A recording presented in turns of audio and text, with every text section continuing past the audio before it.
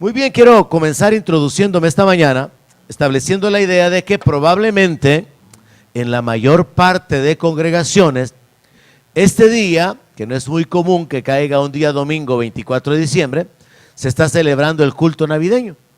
Y los que ya han estado por varios años en la congregación saben que en lo particular no ponemos mucho énfasis en la Navidad, no ponemos mucho énfasis en un culto navideño, porque al final en realidad la gente termina enfocada en sí misma, en los regalos, en la comida, en la convivencia personal, y al final no se le da a Dios la gloria o no se le rinde el culto debido a nuestro Señor Jesucristo. En algunas iglesias se dice estamos celebrando el cumpleaños de Jesús, pero hay varias razones por las cuales no hay mucho énfasis en lo particular y como iglesia con respecto a esto de la Navidad y el culto navideño. Uno de ellos es la falta de certeza en cuanto a la Biblia, a que Él haya nacido el 24 de diciembre.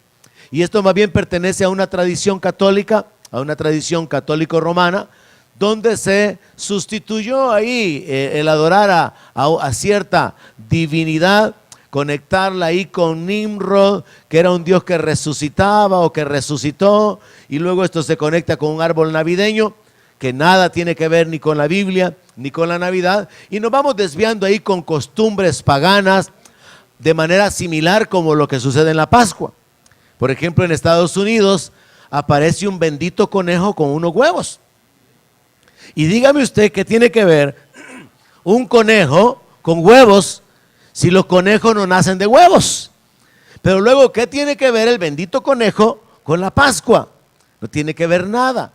Pero a través de la evolución de los tiempos y de la mezcla cultural, se van dando una gran cantidad de costumbres y de prácticas que no tienen ningún fundamento en la palabra de Dios. Y entonces nosotros hemos querido, o yo he preferido mantenerme ajeno a aquellas costumbres, a aquellas prácticas que en realidad no edifican, no están conectadas en la palabra de Dios, no están respaldadas en la palabra de Dios. Y por muchos años, y creo que todavía seguirá, continuaré respondiendo la pregunta: pastor, ¿y por qué no pone un árbol de Navidad en la tarima? Y la razón es porque no hay ninguna conexión en la Biblia con un árbol de Navidad y la Navidad, ni con el árbol, ni con el Señor Jesucristo. Pero es algo mucho más profundo en lo cual podríamos detenernos a manera de un estudio. Pero esta mañana yo en realidad quiero aprovechar que a nivel mundial, ¿verdad?, se enfoca la gente en la Navidad para poder detenernos en el nacimiento del Señor Jesucristo. Habiendo establecido que bíblicamente no es posible determinar que Él haya nacido en diciembre, sino que según algunos cálculos que algunos hacen, tomando en cuenta el turno de los sacerdotes y a los levitas que les tocaba ministrar, de los cuales aparece por ahí Zacarías, el papá de Juan, y según la costumbre de salir a pastar las ovejas en la noche, lo cual no se puede hacer en diciembre porque es demasiado helado, algunos colocan la fecha del nacimiento del Señor allá por marzo. Pero lo que yo veo en la palabra es que de alguna manera y por alguna razón esto no quedó claro, porque si Dios hubiera querido hacerlo, deja establecido. Pero Dios sí dejó establecido el día en que el pueblo de Israel salió de Egipto, de tal manera que ese día se celebra la Pascua. Ya nosotros en nuestro tiempo también tenemos una semana, ¿verdad? La Semana Santa, que también tiene cambios ahí debido a los calendarios, al calendario judío, al calendario gregoriano y otros elementos más que también ameritan estudio detallado con información histórica. Pero, repito, yo no quiero detenerme en esos elementos esta mañana.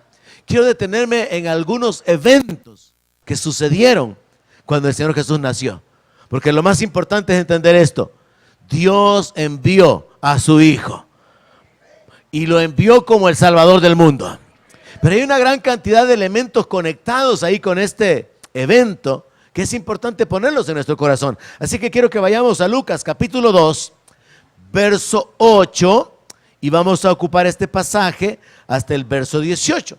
Luego vamos a ocupar el pasaje de Mateo capítulo 2, desde el verso 1 hasta el verso 11. Vamos a ocupar dos pasajes Mi enfoque esta mañana es el nacimiento del Señor Jesucristo, pero más que todo no con respecto a la fecha, sino con respecto a los eventos que sucedieron, porque esos eventos son importantes. Leemos el pasaje desde el verso 8 de Lucas capítulo 2 hasta el verso 18, y la palabra de Dios dice de la siguiente manera: había pastores en la misma región que velaban y guardaban las vigilias de la noche sobre su rebaño. Y he aquí se les presentó un ángel del Señor, y la gloria del Señor los rodeó de resplandor, y tuvieron gran temor. Pero el ángel les dijo: no teman, porque he aquí les doy noticias de gran gozo, que será para todo el pueblo, que ha nacido hoy en la ciudad de David un Salvador, que es Cristo el Señor. Esto les servirá de señal: van a encontrar al niño envuelto en pañales, acostado en un pesebre. Y repentinamente apareció con el ángel una multitud de las huestes celestiales, que alababan a Dios y decían: gloria a Dios en las alturas, y en la tierra paz, buena voluntad para con los hombres. Sucedió que cuando los ángeles se fueron de ellos al cielo, los pastores se dijeron unos a otros: pasemos pues hasta Belén y veamos esto que ha sucedido y que el Señor nos ha manifestado. Vinieron pues apresuradamente y hallaron a María y a José y al niño acostado en el pesebre, y al verlo dieron a conocer lo que se les había dicho acerca del niño, y todos los que oyeron se maravillaron de lo que los pastores les decían. Amén. Dije que quiero enfocarme esta mañana en el nacimiento del Señor Jesucristo, pero no tanto por la fecha, sino por los eventos. Y particularmente quise ponerle a la meditación de esta mañana pastores de ovejas, ángeles, magos y un pesebre. Porque aquí yo encuentro las ideas principales que nosotros podemos poner en nuestro corazón. La revelación de que había nacido el Salvador es dada por medio de un ángel a pastores que estaban ahí en la noche cuidando sus rebaños, que estaban ahí haciendo pastar a sus ovejas, y ellos, o un ángel es enviado para poder traer la revelación del nacimiento del Señor. Dios decide traer esa revelación, ese conocimiento a gente humilde, a gente de su pueblo que conocían sobre la promesa. Porque, hermanos, a partir de Génesis 3, donde el Señor establece la maldición por causa del pecado y establece la sentencia sobre Satanás, queda escrito que la simiente de la mujer iba a pisotear la cabeza de la simiente del diablo. Y esta es la primer profecía con respecto al nacimiento de Cristo. Luego, a lo largo de los libros proféticos, podemos encontrar referencias que señalaban que un día habría de manifestarse un Salvador, había de manifestarse el Mesías, había de manifestarse el Cristo. Y ahora vemos acá a un ángel anunciando: hoy ha nacido en la ciudad de David un Salvador, que es Cristo el Señor. Y es importante para mí meterme en la historia y pensar el momento en que Dios ordena a un ángel. Se puede creer que es el ángel Gabriel, que es el mismo que se aparece a María, que es el mismo que habla con Zacarías dentro del templo cuando está ministrando. Y este mismo ángel se aparece para poder dar la noticia de que ha nacido un Salvador. Y la forma en que el ángel lo presenta es: les traigo noticia de gran gozo. Él traía la revelación de que por fin el Salvador había nacido. Lo habían esperado por siglos, había sido esperado por muchísimo tiempo, pero este ángel ahora trae la buena noticia: hoy ha nacido en la ciudad de David un Salvador, que es Cristo. Solamente se establece la identidad del Señor, no hay más detalles, pero luego aparece en el verso 13, aparece una multitud de huestes celestiales. O sea que aparecen un montón de ángeles delante de los pastores. Y qué interesante la reunión, ¿verdad? Ver gente común, gente sencilla, no eran los gobernantes de la nación, no eran los líderes religiosos, eran pastores. Eran gente que tenía la esperanza de que un día el Cristo había de manifestarse. Pero esta gente sencilla, estos pastores que representan al pueblo, que representan a la gente común y corriente, tienen una experiencia sobrenatural tremenda. Una multitud de ángeles alababan a Dios. ¿Y qué decían, hermano? Verso 14. Gloria a Dios en las alturas, y en la tierra paz, buena voluntad para con los hombres. Ese texto se torció a medida que el tiempo pasaba. Yo recuerdo que antes que se acostumbraba a enviar tarjetas de Navidad, el texto decía de otra manera, decía gloria a Dios en las alturas y en la tierra paz a los hombres de buena voluntad. Pero en realidad no hay hombres de buena voluntad, porque bueno, solo es Dios, solo hay uno bueno y es el Señor. Pero aquí lo que dice es gloria a Dios en las alturas, que Él reciba la alabanza y la adoración. Y en la tierra, que los hombres experimenten la buena voluntad de Dios. En la tierra, que los hombres experimenten la gracia, el favor y la misericordia de Dios. Imagínese usted, hermano, que usted hubiera sido uno de esos ángeles, uno de esos pastores que tuvo la oportunidad de ver esa multitud de ángeles delante, lo cual establece un punto, o establece un evento sumamente importante, y es que los ángeles estuvieron involucrados en la manifestación del Salvador en la tierra. Hay gente que no quiere creer el evangelio, hay gente que se ha criado en las iglesias pero no valoran el evangelio. Hay gente que abraza el evangelio por un tiempo y luego lo desecha, cuando en realidad, como el apóstol Pablo dijo, el evangelio es poder de Dios para salvación. El evangelio es la revelación de la voluntad de Dios para nuestra vida.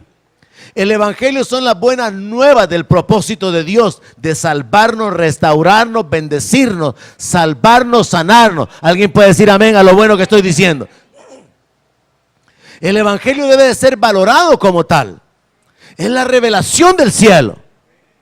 Y esa revelación fue enviada por Dios usando ángeles. Ángeles estuvieron involucrados en el anuncio del nacimiento de Cristo. Ángeles estuvieron involucrados en la celebración. Y la palabra de Dios nos dice en la primera carta de Timoteo capítulo 3 verso 16 que indiscutiblemente grande es el misterio de la piedad. Dios fue manifestado en carne. Y también agrega una frase ahí, visto de los ángeles. Miren, yo creo que los ángeles estaban un poco perplejos, confundidos. ¿Cómo era eso de esa manifestación divina? ¿Cómo era eso de Emmanuel, Dios con nosotros? La profecía de Isaías 9 era que una virgen iba a dar a luz un niño y que su nombre sería llamado admirable, consejero, Dios fuerte, Padre eterno, príncipe de paz. Había sido profetizado el nacimiento de Cristo, pero ahora está siendo anunciado. Hoy nació el Mesías. Y esas tenían que ser, o eran, buenas nuevas de gran gozo. Pero para que alguien pueda gozarse de esto, tiene que estar entendiendo el mensaje que se le está dando.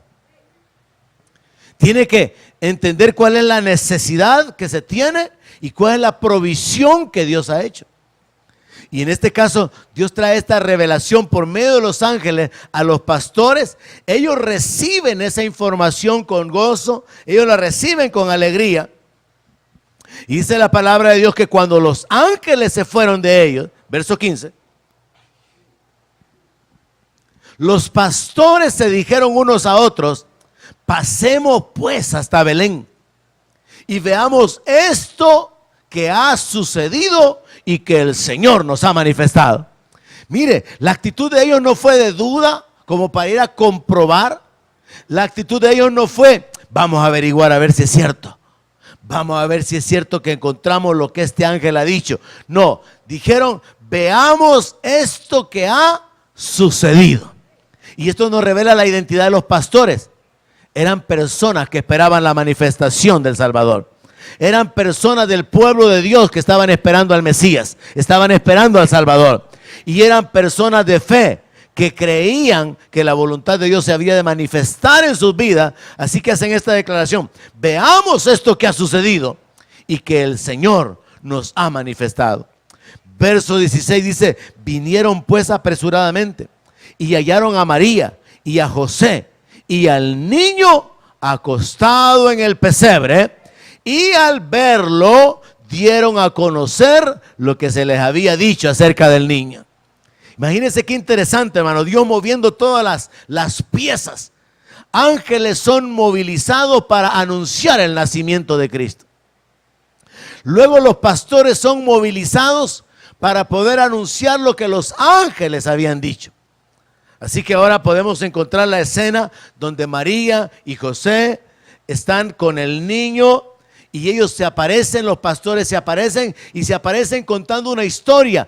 Vimos unos ángeles que glorificaban a Dios. Y antes de esto, un ángel nos dijo que este niño es el Cristo, este niño es el Señor, este niño es el Salvador que hemos estado esperando. Y en el verso 18 dice: y todos los que oyeron se maravillaron de lo que los pastores les decían. Le dije que le puse como tema a la meditación pastores de ovejas, ángeles, magos y un pesebre. Porque yo encuentro aquí los elementos más importantes donde podemos detenernos para edificar nuestra fe y para entender cómo Dios obró de manera que Él pudiera llevar a cabo la redención. Básicamente podemos establecer esto: la paga del pecado es muerte, es lo que dice la palabra. Y sin remisión, sin derramamiento de sangre, no hay remisión de pecados. La única forma en que podíamos ser salvados era que alguien derramara su sangre. Pero ningún ser humano podía salvarnos porque todos nacemos contaminados con el pecado. Un ángel no podía salvarnos porque si un ángel hubiera muerto, el ángel salvaría ángeles. Entonces, no habiendo esperanza, no habiendo forma para salvarnos, entra el misterio de la piedad. Dios fue manifestado en carne. Y por eso a Jesús se le conoce como Emmanuel, Dios con nosotros. Él es el Cordero que quita el pecado del mundo. Entender esto, hermano, con el corazón, nos tiene que llevar a una entrega y a una devoción por el Señor Jesucristo. No entenderlo nos lleva a una vida de ir a la iglesia, no ir, cantar, no cantar, involucrarse, no involucrarse. Pero cuando usted entiende quién es Cristo, quién es Jesús y lo que Él ha hecho en su vida, yo creo que la respuesta que únicamente queda es convertirse en un siervo del Señor. Y es lo que Pablo dice. Pablo, esclavo de Jesucristo. Porque Él es el único rey que ha dado su vida para tener un pueblo. Mire, los reyes de las naciones se enseñorean, los presidentes se comen la riqueza, la gente, los líderes, los políticos se aprovechan del tiempo que están en turno. Porque es como lo normal dentro de la humanidad. Los reyes toman los ejércitos para poder defenderlo, toman las finanzas del pueblo para poder vivir de una manera muy elevada. Pero Jesucristo dejó su reino, dejó su gloria, se despojó y tomó forma de siervo. Y vino y entregó su vida muriendo en la cruz. La forma más vergonzosa en la que alguien podría morir. Jesús es el único rey que ha dado su vida para tener un pueblo. Y mucho de ese pueblo es un pueblo desagradecido, que vive enredándose en el mundo, enredándose en el pecado, en desobediencia. Pero lo que hace falta entender luego es que el Señor se reserva el derecho de admisión en su reino. Y ahí es donde muchos, dice la palabra, van a crujir los dientes. Cuando le van a decir: Señor, Señor, si yo te conocía, si en tu nombre hicimos muchos milagros, si en tu nombre echamos fuera demonios. Y Jesús les va a decir: no los conozco. Porque la palabra conocer significa relación. significa tener comunión. Y cuando uno llega a entender, Jesús es el Salvador, Él me ha salvado, Él me ha dado vida a mí, lo menos que podemos tener es gratitud. Y esa gratitud nos va a llevar a servir al Señor. Y parte de ese servicio es la adoración voluntaria, reconociendo su dignidad, pero con pasión, entendiendo que estábamos perdidos, estábamos muertos y Él nos ha dado vida. Y ese es el mensaje que los ángeles trajeron a los pastores. Ha nacido el Salvador, ha nacido el Señor. Así que los pastores recibieron ese mensaje con gozo y comenzaron a transmitir ese mensaje, comenzando con María y José. Pero yo me imagino que estos pastores toda su vida continuaron hablando de esto, hermano. ¿No cree usted que es una experiencia sobrenatural que valía la pena repetirla continuamente? Yo me imagino que estos pastores continuaron por el resto de sus vidas hablando y sabiendo esto. Ellos fueron los primeros que recibieron la revelación de que Jesús es el Cristo, que Jesús es el Salvador. Y aquí necesitamos meternos nosotros y aplicarlo de la siguiente manera. ¿Usted ya entiende en su corazón que Jesús es el Salvador? ¿Ya entiende usted en su corazón que Jesús es su Salvador? Y enfocarse, ¿de qué lo ha salvado? De la condenación eterna.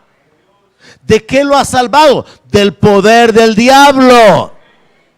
¿De qué lo ha salvado? Del castigo, del juicio que merecía por ser un enemigo de Dios. ¿De qué más lo ha salvado? Del poder del diablo, de los demonios que operan sobre su vida, trayendo destrucción, trayendo muerte, trayendo padecimiento. Entender que Jesús es el Salvador nos tiene que llevar a un estilo de vida diferente, a vivir de una manera de libertad, de autoridad, de bendición, de victoria, de gozo, de paz. Pero mientras no hay libertador, hay esclavitud, miseria, tristeza, padecimiento, sufrimiento diversos. Entonces, tener un libertador, tener un Salvador es una buena noticia. Pero es una noticia que debe de afectar nuestra existencia permanentemente, no solamente en un momento. Si usted tiene un Salvador, usted tiene razones para tener gozo en su vida. Si usted ha sido redimido, rescatado, salvado, usted tiene razones para poder estar agradecido con Dios y tomando la decisión de servirle a Él por siempre. Vamos a Mateo capítulo 2, verso 1 en adelante. Y veamos el otro escenario que se nos presenta en la Biblia. Primero tenemos que entender en base a Lucas que hay que recibir de una manera personal la revelación. Ha nacido el Salvador, ha nacido el Mesías. Pero ahora veamos otros elementos más. Mateo capítulo 2, verso 1. Cuando Jesús nació en Belén de Judea, en días del rey Herodes, vinieron del oriente a Jerusalén unos magos, diciendo: ¿dónde está el rey de los judíos que ha nacido? Porque su estrella hemos visto en el oriente y venimos a adorarle. Oyendo esto, el rey Herodes se turbó y toda Jerusalén con él. Miren, hermano, la palabra de Dios menciona que vinieron unos magos de oriente. Y como hay muchas cosas que son un poco difíciles de entender en esta historia del Señor Jesucristo, como el asunto de la estrella, la identidad de estos magos, cuántos eran, porque según la tradición eran 3, pero según la Biblia no está eso. Según la tradición se llamaban Baltasar, Gaspar y Melchor. Que de dónde salieron esos nombres, vaya usted a averiguarlo en la oscuridad de la historia. Pero de entrada a cualquiera le puede inquietar: ¿cómo es eso que vinieron del oriente unos magos? Y esta palabra magos tiene que ser entendida como sabios. Eran personas de ciencia, eran astrólogos. Era la forma en que se le llamaba a la gente que conocía de medicina, que conocía sobre los astros. no de la manera mística, sino que estudiaban. Entonces, esa palabra mago más bien debería traducirse sabios. Pero surge una inquietud más. ¿Y cómo es que estos sabios vinieron del oriente?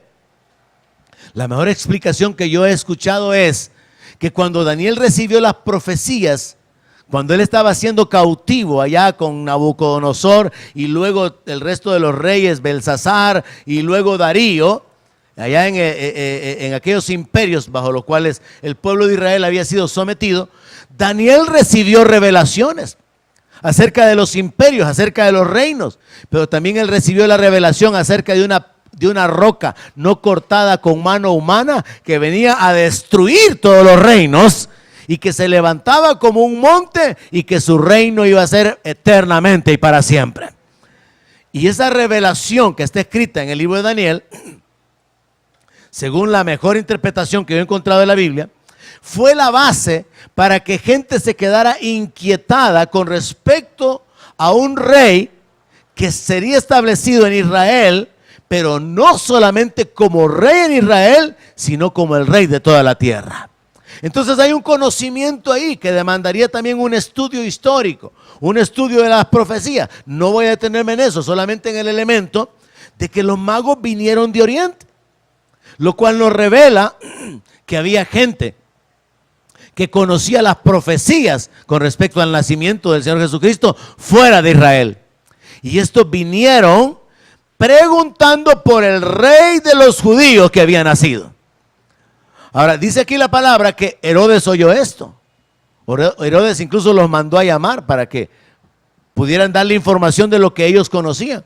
Porque Herodes era el que estaba a cargo, como parte del imperio romano, de la región donde estaba Israel. Pero Herodes no era judío. Herodes no nació rey. Y entonces cuando él oye que están buscando al rey de los judíos que ha nacido, él lo que escucha es que gente del oriente está buscando a un rey judío de nacimiento. Y esto lo inquieta a él.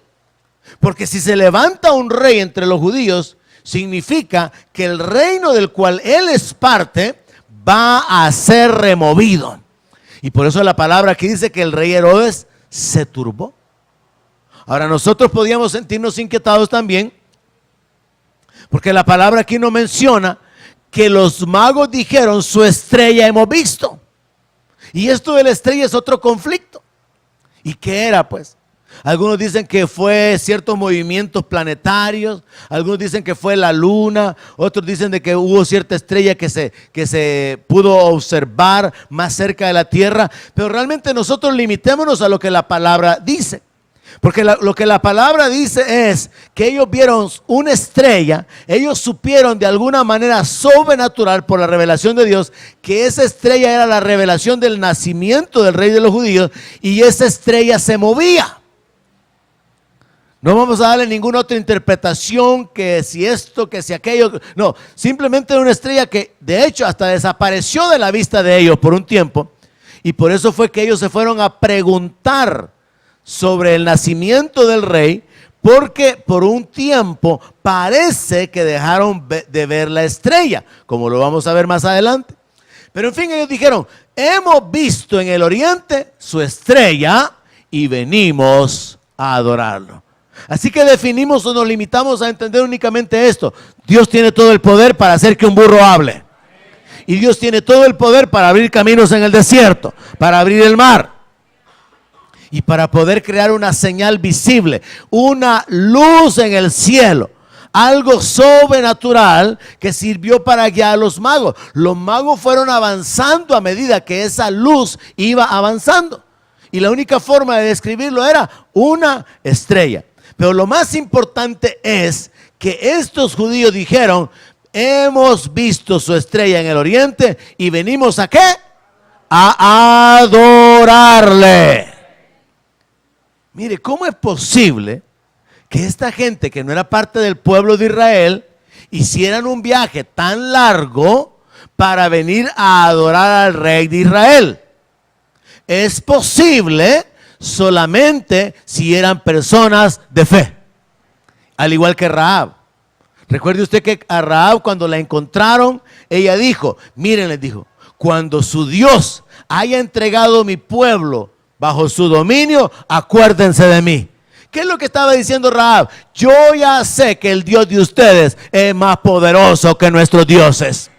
Yo ya sé que ustedes van a tomar el dominio de nuestro pueblo. Así que acuérdense de mí. Rahab habló en fe.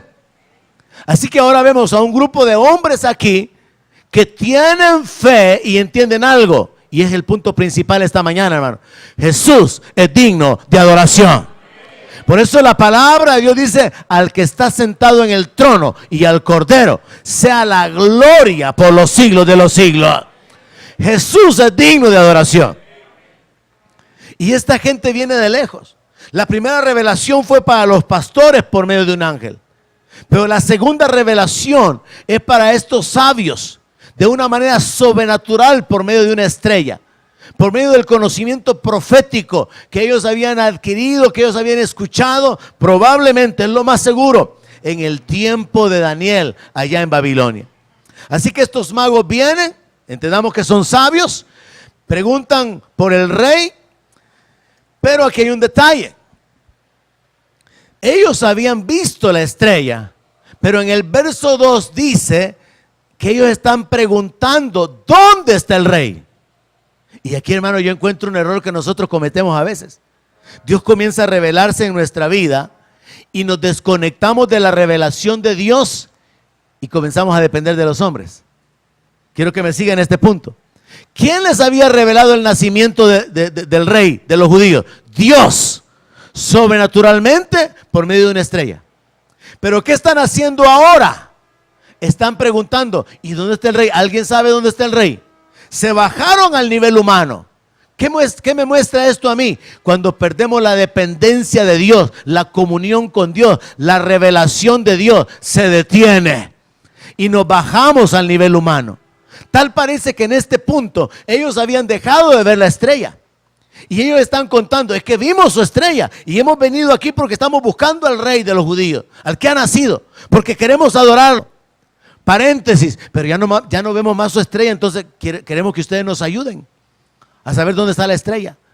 Y la aplicación práctica aquí, hermano, sería, siempre tenemos que depender personalmente de Dios. Usted no puede depender del devocional escrito por otra persona.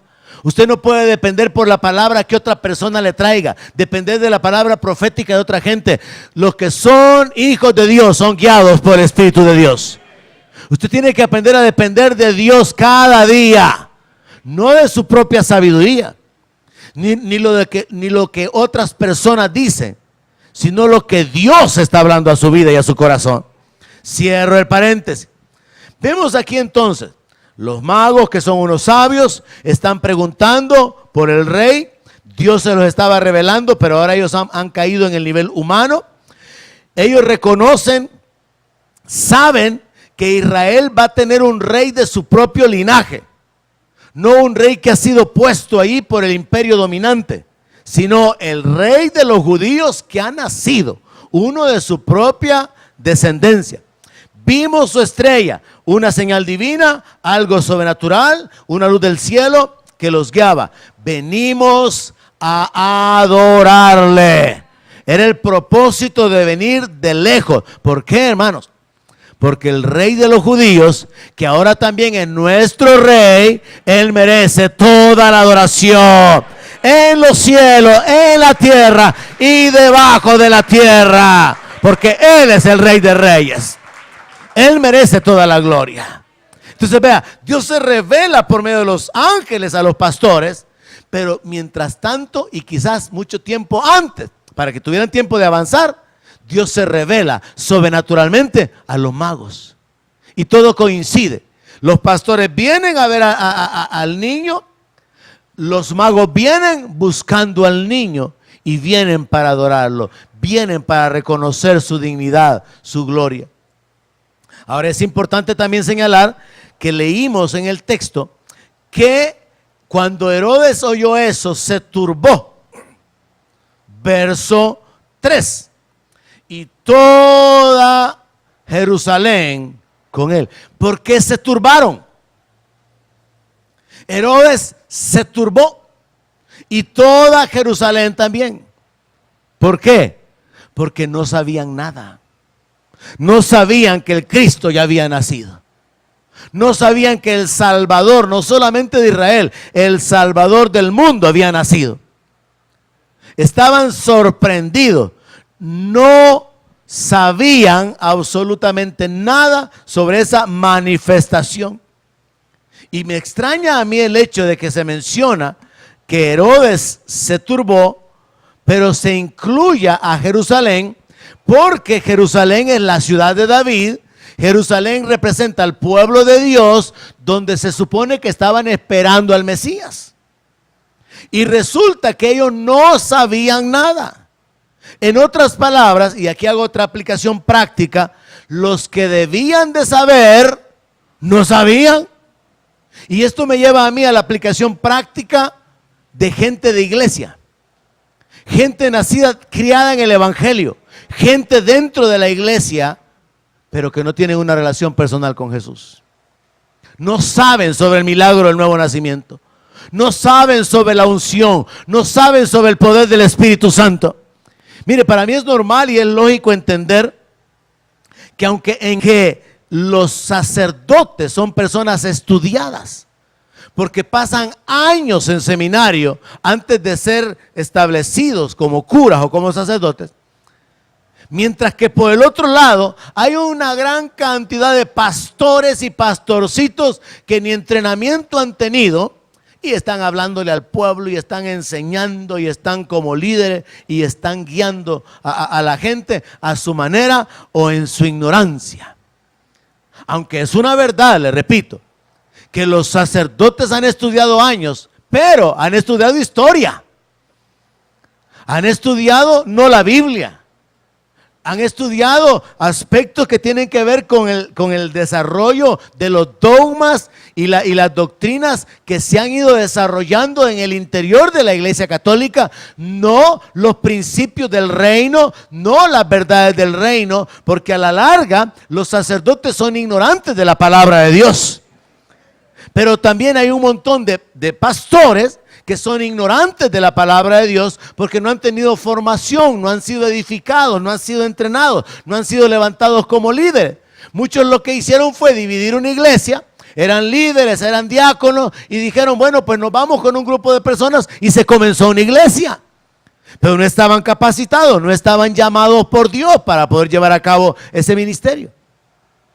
Pero lo cierto es que un pastor de veras, de corazón, dedicado a la palabra, con sinceridad en su propia vida y en su entrega, llega a conocer, o en términos generales como promedio, un pastor conoce más de la Biblia que un sacerdote, porque el sacerdote no es enseñado en la Biblia. Entonces nos saltamos de la ignorancia de aquellos que presumen de tener conocimiento al conocimiento de aquellos que no son reconocidos como tales. Los pastores, los que de verdad han tenido un llamado y Dios los ha levantado y conocen la palabra de Dios. Estos están guiando congregaciones y el pueblo está oyendo la palabra, está oyendo el evangelio, está oyendo la verdad de la revelación de Dios, pero el diablo hace un movimiento y es que logra que muchos no escuchen la palabra. Crecen dentro de las iglesias evangélicas. Son criados oyendo sobre la salvación, sobre la venida de Cristo, sobre el Espíritu Santo, sobre el bautismo, sobre la autoridad, sobre echar fuera demonios, pero su mente y su corazón están en el mundo. Porque no han realmente entendido que Dios los ha llamado para ser real sacerdocio y nación santa, porque Dios los ha adquirido a precio de sangre. Entonces el diablo logra, y eso ha pasado con muchísimos creyentes, el diablo logra no solamente enfriar a algunos, hacerlos vivir tibiamente, sino que logra hacerlos retroceder. Y entonces se cumple la frase que acabo de mencionar cuando leí la historia de que Herodes y Jerusalén se turbó. Los que debían saber, no sabían. ¿Dónde están los que debemos de saber la voluntad de Dios? Dentro de la iglesia. Se supone que la gente que está dentro de la iglesia es la que tiene que saber: Cristo viene para establecer su reino. Se supone que la gente que está dentro de la iglesia es la que tiene que saber: en ningún otro hay salvación, porque no hay otro nombre bajo el cielo dado a los hombres en el que podamos ser salvos. Se supone que dentro de la iglesia tiene que estar la gente que ha nacido de nuevo y que sabe que son hijos de Dios y que tienen una herencia en los cielos que está reservada. Se supone que los que están dentro de la iglesia son los que conocen la voluntad de Dios, que Dios ha enviado ángeles como espíritus ministradores para que nos respalden, para que nos ayuden, que nos ha sido dado el nombre de Jesús, que nos ha sido dado espíritu de poder, de amor, de dominio propio. Pero en la realidad, muchos que deberían de saber, no saben. Y entonces, al igual que Herodes y que Jerusalén, se turbaron. ¿Qué? Que ha nacido el rey de los judíos. ¿Y cómo es eso? ¿Y cómo es que ya nació? Y ya era el tiempo. Se turbaron. Continuemos con el verso 4. Y convocados todos los principales sacerdotes y los escribas del pueblo, les preguntó dónde había de nacer el Cristo. Está hablando de Herodes. Herodes mandó a llamar a los sacerdotes. Y yo comencé esta mañana la meditación diciéndole: Dios no trajo la revelación a los sacerdotes, a los líderes, se la trajo a los pastores, a la gente humilde, a la gente sencilla, porque también la palabra dice que Él habita en las alturas, pero también con el quebrantado de espíritu, para hacerlo vivificar. Entonces la revelación comienza con la gente humilde, no con los altaneros, no con los orgullosos, con los rebeldes que no obedecen, que piensan que saben cómo vivir, sino con aquellos que saben que necesitan ser guiados, que necesitan el consejo, que necesitan la orientación, con aquellos que no se creen nada. Porque yo no creo que existan pastores orgullosos. Estamos hablando de la gente que estaba cuidando las ovejas, no estamos hablando de gente que estaba en un palacio, no de gobernantes, no de líderes religiosos. Estamos hablando de gente que no tenía un concepto elevado de sí mismo. Y a estos Dios les trae la revelación, porque Dios trae la revelación a los humildes. Pero la revelación continúa con estos magos mostrándonos algo. Sí, Dios puede revelarse a los humildes, pero también Dios puede revelarse a los sabios que caminan en fe. Y con los sencillos Dios ocupa ángeles. Con los conocedores, con los que saben de ciencia, entonces Dios ocupa otros elementos sobrenaturales para poder revelarse. Pero en medio está el pueblo de Dios, que debería de saber y no sabe. Y aquí vale la pena también insertar esto. Se supone que en la iglesia está el pueblo que sabe que un día la iglesia va a ser arrebatada. Pero en medio de la iglesia, o de ese grueso de multitudes llamado iglesia, está una gran cantidad de cristianos tibios, que van a ser arrebatados, que no van a ser arrebatados, que van a ser vomitados según la palabra de Jesús, porque no saben que el día está cerca, porque no saben que hay que estar preparado, porque no saben que hay que vivir esperando la manifestación gloriosa de nuestro Rey y Salvador Jesucristo. Entonces de nuevo se aplica la misma frase: los que saben, no saben. Así que esta mañana procure usted ser de los que saben, hermano, de los que reciben la revelación, hermano, de los que viven por la revelación. Porque que era el pueblo de Israel, que tenían que estar viviendo esperando al Mesías, no sabían nada. Ahora, lo único que sí sabían era un conocimiento parcial los líderes, cuando Herodes les pregunta: ¿y dónde va a nacer el Cristo? ¿Dónde va a nacer el Mesías? Verso 5. Ellos le dijeron: en Belén de Judea, porque así está escrito por el profeta. Y tú, Belén, de la tierra de Judá, no eres la más pequeña entre los príncipes de Judá, porque de ti saldrá un guiador que apacentará a mi pueblo Israel. Y esto me lleva a otro grupo de personas. Primero tenemos a los pastores, gente humilde. Luego tenemos a los sabios, gente buscadora de Dios. Luego tenemos a Herodes, que no sabía nada y era un rey extraño dominando al pueblo, y al mismo pueblo de Israel que debían de saber pero no sabían. Y ahora tenemos a los líderes religiosos, vea, los principales sacerdotes y los escribas, y estos sabían, pero solo sabían poco. ¿Qué es lo que sabían? Que el Cristo iba a nacer en Belén, pero no estaban pendientes. Le sucede lo mismo, hermanos, y oiga con sus oídos espirituales esta mañana, le sucede lo mismo que a los hijos de los profetas en el tiempo de Eliseo. Eliseo ya sabía que Elías iba a ser arrebatado. Elías trató de dejar a Eliseo varias veces. Te ruego que te quedes y que me esperes. Vive Jehová y vive tu alma, que no te dejaré, le decía Eliseo. Perseveraba. Tome eso, usted tiene que perseverar, hermano. No se detenga, no agarre vacaciones. El diablo quiere enredarlo, el diablo quiere destruirlo. No se detenga, no retroceda. Persevere, esfuércese, siga adelante. El profeta le dice, quédate de nuevo. No, vive Jehová y vive tu alma, que no te dejaré. Porque él ya sabía, y se confirma según la narración, cuando hijos de los profetas le preguntan, y tú ya sabes que tu Señor va a ser tomado. Sí, le dice, pero cállense, no le digan nada a nadie. Se da una escena ahí un poco confusa que revela y me ayuda para probar el punto de que los líderes religiosos pueden saber algo, pueden saber poco, a diferencia del pueblo que no sabe nada. Porque los hijos de los profetas sabían de la intención de Dios de arrebatar a Elías. Eliseo sabía de la realidad de que Elías iba a ser tomado. Y permanece con él hasta que recibe la promesa, ¿verdad?, de recibir la doble porción del Espíritu. Lo cual, por cierto, hermano, no significa recibir un pedazo más, una porción más del Espíritu Santo, sino un respaldo en un nivel doble. Y entonces Eliseo hizo el doble de milagros, que es lo que hizo Elías. Pero el punto es que cuando al fin Elías es arrebatado, Eliseo lo sabe porque lo vio. Él fue testigo.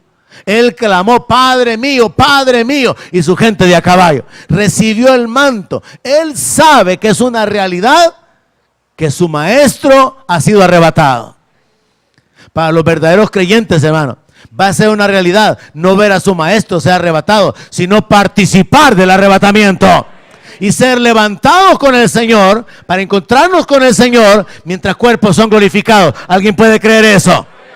Porque esa es la esperanza que tenemos. Cristo en nosotros, la esperanza de gloria. Pero ¿qué pasó con los hijos de los profetas? Eliseo regresa solo y le preguntan por Elías y él les contesta, ya fue arrebatado, vamos a buscarlo, dicen los hijos de los profetas, porque no vaya a ser que el Señor lo haya tomado de allí y lo haya dejado caer por allá. Y entonces Eliseo le dice, no vayan, dice, porque él ya sabe. Él está firme en sus convicciones. Cuando usted está firme en sus convicciones, hermano, el mundo no lo hace moverse a usted. Cuando usted está firme, usted no se mueve con las doctrinas nuevas, impresionantes. Cuando usted sabe en quién ha creído y usted sabe lo que usted cree, usted permanece. A usted no lo mueve ningún diablo. A usted no lo mueve el hambre, la pobreza. Hijos de los profetas le preguntan, y tú ya sabes que tu Señor va a ser tomado. Sí, le dice, pero cállense. No le digan nada a nadie. Se da una escena ahí un poco confusa que revela y me ayuda para probar el punto de que los líderes religiosos pueden saber algo, pueden saber poco, a diferencia del pueblo que no sabe nada. Porque los hijos de los profetas sabían de la intención de Dios de arrebatar a Elías. Eliseo sabía de la realidad de que Elías iba a ser tomado. Y permanece con él hasta que recibe la promesa, ¿verdad?, de recibir la doble porción del Espíritu. Lo cual, por cierto, hermano, no significa recibir un pedazo más, una porción más del Espíritu Santo, sino un respaldo en un nivel doble. Y entonces Eliseo hizo el doble de milagros, que es lo que hizo Elías. Pero el punto es que cuando al fin Elías es arrebatado, Eliseo lo sabe porque lo vio. Él fue testigo. Él clamó, Padre mío, y su gente de a caballo. Recibió el manto. Él sabe que es una realidad que su maestro ha sido arrebatado. Para los verdaderos creyentes, hermano, va a ser una realidad no ver a su maestro ser arrebatado, sino participar del arrebatamiento y ser levantados con el Señor para encontrarnos con el Señor mientras cuerpos son glorificados. ¿Alguien puede creer eso? Porque esa es la esperanza que tenemos. Cristo en nosotros, la esperanza de gloria. Pero ¿qué pasó con los hijos de los profetas? Eliseo regresa solo y le preguntan por Elías y él le contesta, ya fue arrebatado, vamos a buscarlo, dicen los hijos de los profetas, porque no vaya a ser que el Señor lo haya tomado de allí y lo haya dejado caer por allá. Y entonces Eliseo le dice, no vayan, dice, porque él ya sabe, él está firme en sus convicciones. Cuando usted está firme en sus convicciones, hermano, el mundo no lo hace moverse a usted. Cuando usted está firme, usted no se mueve con las doctrinas nuevas, impresionantes. Cuando usted sabe en quién ha creído y usted sabe lo que usted cree, usted permanece. A usted no lo mueve ningún diablo, a usted no lo mueve el hambre, la pobreza, la enfermedad, la necesidad, no lo mueve nada. Y por eso la palabra dice que los que confían en Jehová son como el monte de Sión que no se mueve. Así que abro otro paréntesis, aplíquelo en su vida. ¿Será usted de aquellos que durante este año se ha estado moviendo entre la fe, la incredulidad, entre la obediencia, la desobediencia? ¿Será usted de aquellos que han estado tambaleando en su vida espiritual, en su confianza en Dios, dependiendo de Dios, pero luego abandonando la palabra y la guianza de Dios? Recibiendo revelación y conocimiento de parte de Dios, al igual que los magos que vieron la estrella, pero luego al dejar de ver la estrella, y alguien sabe dónde está el rey, porque venimos a buscarlo y ya no vemos la estrella, y en vez de clamar a Dios por la estrella y la guianza, se bajaron al nivel humano. ¿Será usted de aquellos que han estado tambaleando, buscando la dirección, buscando la sabiduría, apoyándose en otras personas en el lugar incorrecto? Cierro el paréntesis y continuamos. Los que habían visto, déjenme ver, estamos aquí en el 7, verso 6, se les revela dónde había de nacer. Vamos al verso 7. Entonces Herodes, llamando en secreto a los magos, indagó de ellos diligentemente el tiempo de la aparición de la estrella. Y enviándolos a Belén, les dijo, vayan allá y averigüen con diligencia acerca del niño, y cuando lo hallen, háganmelo saber para que yo también vaya y le adore. Mentiroso. Igual que algunos dentro de las iglesias. Yo recuerdo que antes se cantaba un canto, vine a adorar a Dios. Pero hay mucha gente que no va a las iglesias a adorar a Dios. Van como castigo, van como obligados, van como costumbre, van como religiosos, pero no van a adorar a Dios. Y por eso yo he tratado de enseñarle a usted como parte de esta congregación, es uno de los principales propósitos por los cuales nos reunimos, adorar al que vive por los siglos de los siglos. Darle a Él la gloria de vida. Y la segunda, recibir de Él su guianza, su palabra, su ministración por su espíritu a nuestra vida. Pero veamos el punto aquí en el 7. Herodes llamó en secreto a los magos. Hizo una reunión oficial con ellos. Indagó con ellos diligentemente el tiempo de la aparición. O sea, miren, ¿y cómo es eso? ¿Y cómo es que ustedes vienen siguiendo una estrella? ¿Y qué estrella es esa, pues? ¿Y cómo saben ustedes que esa estrella tiene que ver con el nacimiento de un rey de los judíos? Dice que diligentemente indagó con ellos. Les preguntó todos los detalles. Y esto de seguro, como les repito, que es la historia que tiene más sentido, de seguro le han de haber dicho que ellos sabían que un reino sería establecido y que ese rey iba a salir de Israel y que de una manera sobrenatural Dios les había guiado a través de esa estrella. Pero en el verso 8 vemos que Herodes, en lugar de ser movido a fe con respecto a un rey universal, los envía de una manera así bien sin interés. Pues miren, vayan, averigüen dónde está. Y cuando lo encuentren, ahí me vienen a decir, porque yo también lo quiero ir a adorar. No. Así no actúa la verdadera gente de fe. La gente de fe busca al Señor con todo su corazón. La gente de fe se esfuerza. La gente de fe es como la mujer del flujo de sangre que aparta las multitudes, toda débil como está, porque ha estado sangrando por años, pero aparta las multitudes porque quiere encontrarse con el Señor. No se conforma con que le hablen de Jesús. No se conforma con que le hablen. Mire, viera qué bonito en la iglesia. Ya va a ver que le va a gustar. La gente es bien amable. Ya va a ver, venga. No, la gente de fe no manda a otros a averiguar. Buscan a Dios. Y aprovechan el marco de tiempo. Buscan a Jehová entre tanto que Él puede ser hallado. Porque viene el tiempo en que ya no va a poder ser encontrado. Pero esto era falso en realidad. Porque Herodes es un instrumento del diablo. Él no quiere que le digan dónde está el niño para adorarlo, sino para matarlo. Y por eso posteriormente él manda a matar a todos los niños menores de 2 años, porque en la plática que tiene con los magos, él se da cuenta que los magos han hecho un viaje largo, porque desde hace mucho tiempo Dios se reveló a la vida de ellos. Ellos han hecho un viaje ahora que el niño ha nacido, pero Herodes no tiene claramente la edad del niño. Y en la Biblia no se nos dice inmediatamente tampoco a qué edad fue que ellos buscaron al niño para adorarle. En el caso de los pastores sí fue prácticamente, ha nacido hoy. Fueron los primeros en recibir la revelación. Pero los magos vinieron un tiempo después. Y no se nos dice en la Biblia cuándo. ¿Por qué? Porque las cosas que no importan no están claras en la palabra. Pero sí lo que importa es que vinieron y vinieron de lejos. Y vinieron para adorarlo. Amén. Ahora el rey está mintiendo y dice que él quiere ir a adorarlo. Pero él no quiere hacerlo. Verso 9. Ellos, habiendo oído al rey, se fueron. Y he aquí la estrella que habían visto en el oriente. Mire, ahí está el asunto que le estaba probando. Dejaron de verla por un tiempo. La estrella que habían visto en el oriente cuando salieron de su país iba delante de ellos, hasta que llegando se detuvo sobre donde estaba el niño.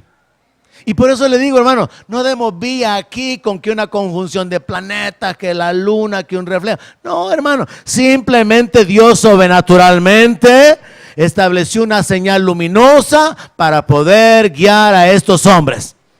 Y ellos se fueron siguiendo la luz. Algún loco por ahí podría decir, ahí está, un ovni. Sí, es un ovni porque es un objeto volador no identificado. Está bueno que digan que es un ovni. Pero en realidad entendámoslo como una señal sobrenatural, una señal divina.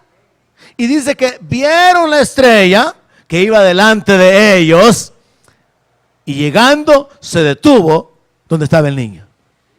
Interesante conectarnos con otro elemento.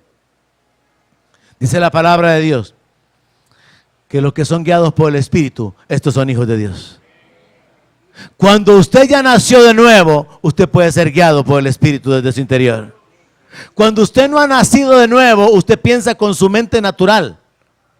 Toma decisiones en su espíritu, en su naturaleza caída. Pero cuando usted ha nacido de nuevo, el Espíritu Santo lo guía. Pero estos magos no habían nacido de nuevo. Así que la forma que Dios ocupa para guiarlos es una forma externa. Así que ellos ven la estrella se detiene donde está el niño. Verso 10, y al ver la estrella se regocijaron con muy grande gozo. Esta palabra es el elemento común en los 2 párrafos que hemos visto.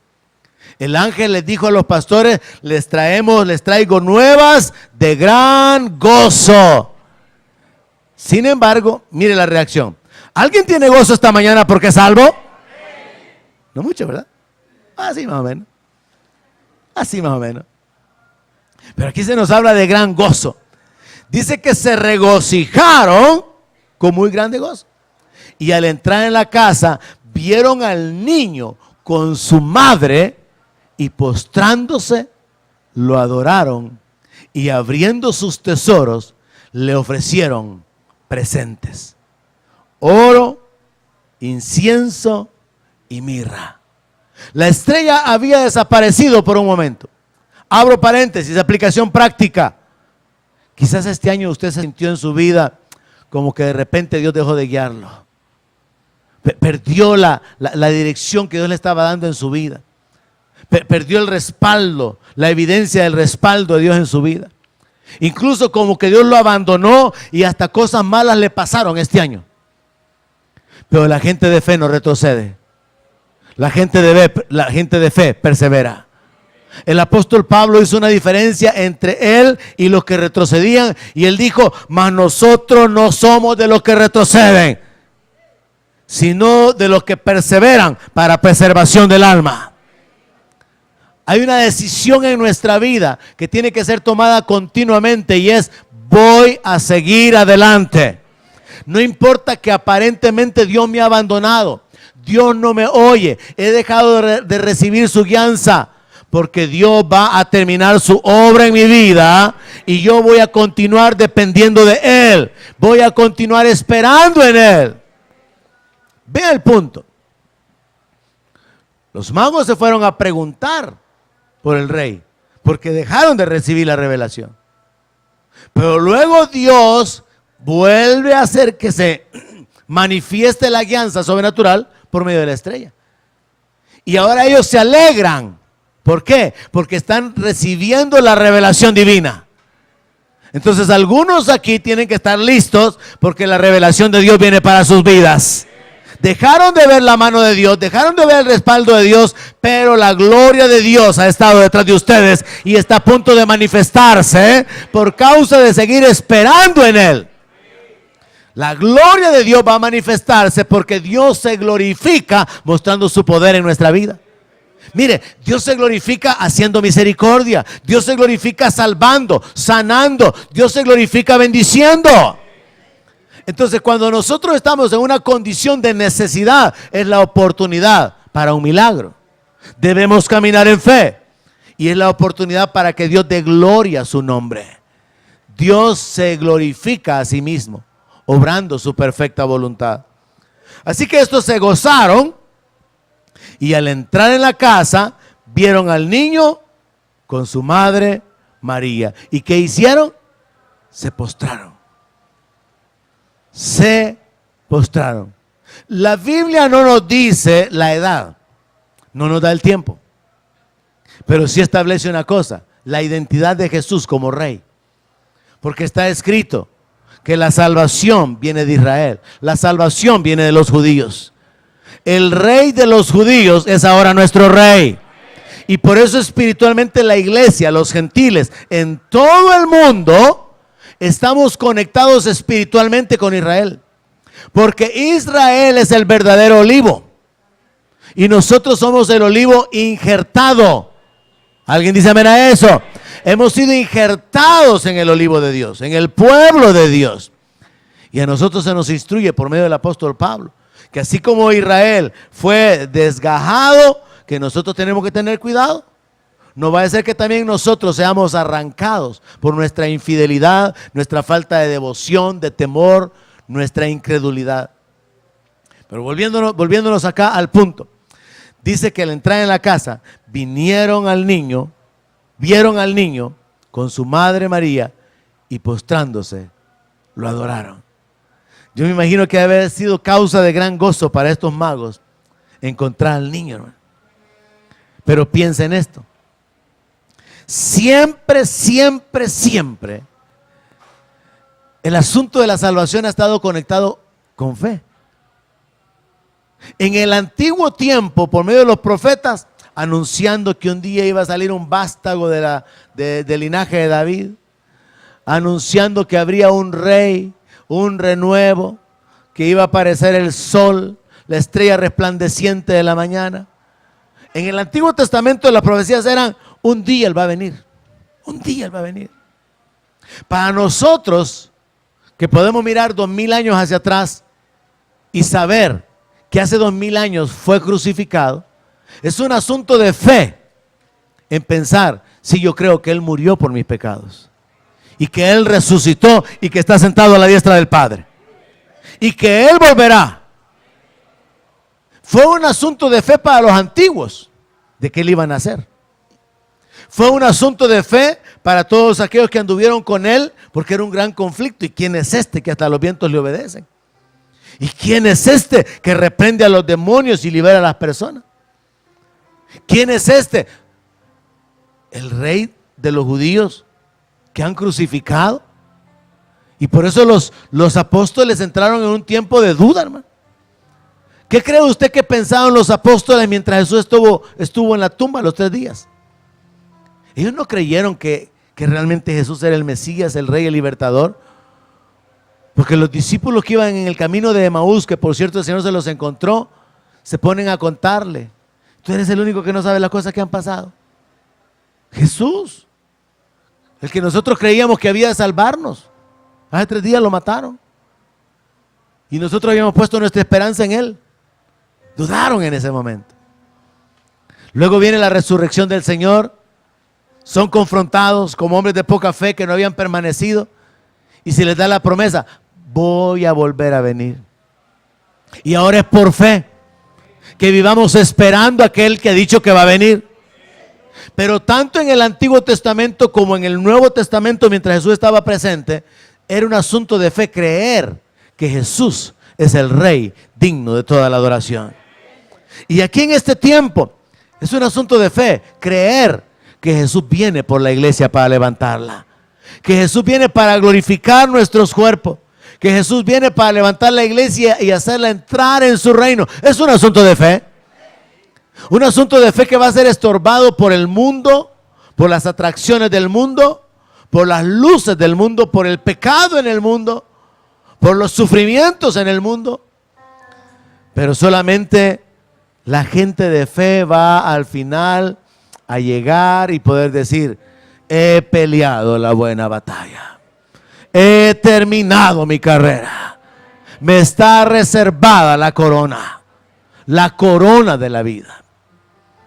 Siempre fue por fe, siempre ha sido por fe.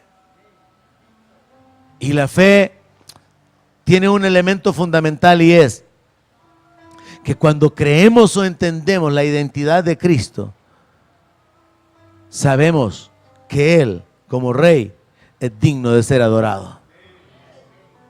Y esa es la prueba, hermanos, o una de las verdaderas pruebas de si usted tiene la relación correcta con Jesús. ¿Puede adorarlo? ¿Se deleita usted adorándolo? Y por eso mi tristeza del domingo pasado con la regañada que di, ¿verdad?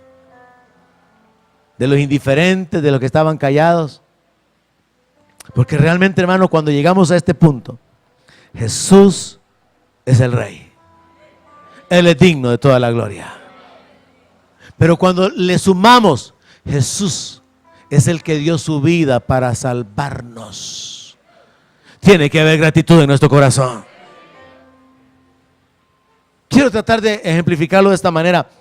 Me estaba dando cuenta ayer, antier, que este famoso cantante, el Puma, había estado enfermo y recientemente le hicieron un trasplante de los 2 pulmones. No sé cómo hacen eso, si esperan a que alguien se muera, como cuando se pide donación de órganos. Porque hay algunas personas que sí pueden donar. Por ejemplo, creo que un riñón se puede donar en vida. O a veces le hacen trasplante de médula ósea. Hay cosas que se pueden hacer mientras la gente está viva. Pero hay otras que ponen una lista de espera, esperando un órgano, alguien que quiera donar el órgano. Y la gente está esperando que en algún lugar alguien aparezca diciendo que cuando se muera pueden tomar sus partes. Y yo me imagino, y pensando, trasladándolo con esta experiencia de este hombre, un trasplante de los 2 pulmones. Definitivamente tenía que haber sido de alguien que murió, porque ¿cómo va a vivir el otro, verdad? Pero pensar en la gratitud de que, bueno, hubieron familiares, hubieron parientes, hubieron personas que estuvieron dispuestas a sacarle los pulmones a su pariente y entregárselos a él para que siga vivo, porque no había otra forma que siguiera vivo. Y cuando trasladamos esto al plano espiritual, hermano, y Jesús toma la cruz por nosotros, y la corona de espinas, y lo azotan, le jalan la barba, lo maldicen, es clavado en la cruz, es colgado en la cruz. Todo para que los creyentes vengan a la iglesia de mala gana, para que los creyentes tengan una actitud de indiferencia y el diablo gozándose. Él derrama su sangre. Y según los médicos o los que entienden sobre esto, cuando el soldado metió su lanza, dice que explotó y salió sangre y agua de su costado. Y dicen de que eso solamente se puede dar cuando el corazón se ha explotado primero. Entonces la agonía que Jesús tuvo en la cruz fue tremenda. Para que nosotros agarremos el evangelio hacia la ligera, ir a la iglesia cuando queremos, cantamos lo que queremos, servimos si queremos, prestamos atención a la palabra si queremos. Pero es ahí donde hace falta el entendimiento. Hay un nuevo reino que se está conformando. Y ese reino será conformado solo con la gente de fe. Y la gente de fe es gente agradecida. Y la gente agradecida es gente con devoción. Y la gente devota son los que van a estar adorando al Señor. Según Apocalipsis, son millones y millones que van a decir: con tu sangre nos has redimido. Que van a levantar su voz en un coro, pero más que una canción va a ser la expresión de su corazón. Con tu sangre nos has redimido de todo linaje, pueblo, lengua y nación. Eres digno de ser exaltado. Exaltemos al Cordero. Estamos en este tiempo, hermanos, donde habrán aflicciones, problemas, necesidades para que usted tropiece y no siga por fe. Donde habrán tentaciones, deleites, negocios, dinero, placeres para apartarlo a usted de la gloria que ha de manifestarse. Al final es su decisión. Al final es su decisión. Pero en mi Biblia yo encuentro gente que son vencedores, que son héroes, porque soportaron todo lo negativo que el diablo trajo en contra de su vida. Y hubieron héroes de fe, como Moisés, que dejó la gloria de Egipto, como José, que se mantuvo en integridad, como Daniel, que caminó en el temor de Dios y ni siquiera se contaminó con la comida. Y estos hombres, esas mujeres que se encuentran en la Biblia, deberían de ser nuestro ejemplo para decir: yo voy a vivir para aquel que murió por mí. Y no simplemente voy a ir a la iglesia cuando no me sienta cansado, sino voy a vivir para aquel que me ha dado vida. Voy a servir a aquel que me ha rescatado. Voy a seguirle, porque reconozco que Él es digno de recibir la adoración. Él es digno de recibir las acciones de gracia. Él es digno de que yo le adore, porque Él me amó y se entregó a sí mismo por mí. Por estas razones que el ángel viene y le dice a los pastores: hoy les traigo noticias de gran gozo. Ha nacido el Salvador, ha nacido el Cristo, ha nacido el Señor. Y por eso es que los magos, cuando encontraron al niño, se alegraron con gran gozo, porque sabían que era verdad, el Salvador había venido al mundo.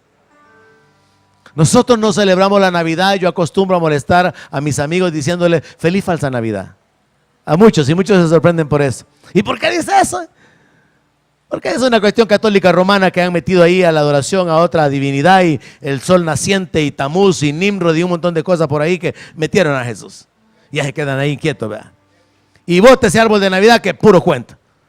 Y no voy a aparecer con el conejito de Pascua con los huevos en la Semana Santa. Y los dejo ahí un poco sacudidos. No ponemos mucho énfasis en la Navidad. Dios no ha dejado revelación específica sobre esto. Pero sí tenemos que saber que cuando llegó el cumplimiento del tiempo, dice el apóstol Pablo en Gálatas, Dios envió a su Hijo, nacido bajo la ley y nacido en la carne, para poder redimirnos. Jesús nació físicamente en la tierra, y eso fue causa de gozo para muchos. Pero el gozo personal en su vida depende si Jesús ya nació en su corazón. Y eso deberíamos de celebrarlo. El nuevo nacimiento, cuando Jesús nació en su corazón. Y una nueva vida comenzó para usted. Si usted tiene parte en esa vida, yo le reto a que por el resto de su vida no espere motivación para adorar a Dios. Adórelo, deleítese. Y si ha perdido ese deleite, pídale perdón al Señor por su infidelidad. Renuncie al pecado. Ponga sus ojos en las cosas eternas, en las cosas invisibles. Vuelva hacia el camino. Como Jesús le dice a una de las iglesias, recuerda por tanto de dónde has caído y haz las primeras obras. Quizás este año usted caminó mal, apenas, quizás no caminó, pero Dios en su misericordia cada mañana nos da la oportunidad de ponernos en pie, de levantarnos, de respirar y de poder vivir. Y tenemos la opción, vivir para su gloria o vivir para nosotros mismos. Si vivimos para nosotros, vamos a morir. Si vivimos para Él, vamos a encontrar plenitud de gozo. Vamos a encontrar la paz, la libertad, la bendición, su respaldo, su presencia en nuestra vida. Pero al final, siempre sigue siendo una decisión personal. Ponga